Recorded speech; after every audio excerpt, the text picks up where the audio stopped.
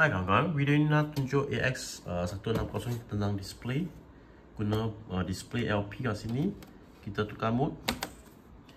Ok, example kita sudah type request nama company. Silap, ini adalah untuk eraser. Q U E S T Tenants.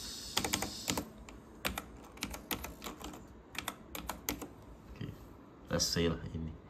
So kalau saya nak ubah depan, belakang, ada left right, kita guna ini dua button untuk gerak. Okay, kita boleh nampak lah.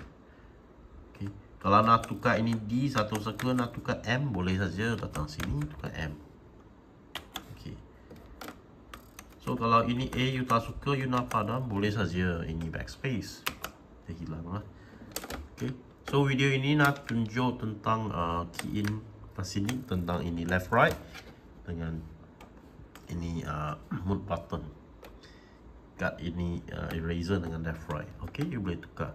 So lepas siap confirm, you hanya hit enter saja. Dia tak keluar lah, sangat senang guna kalau ada display lah.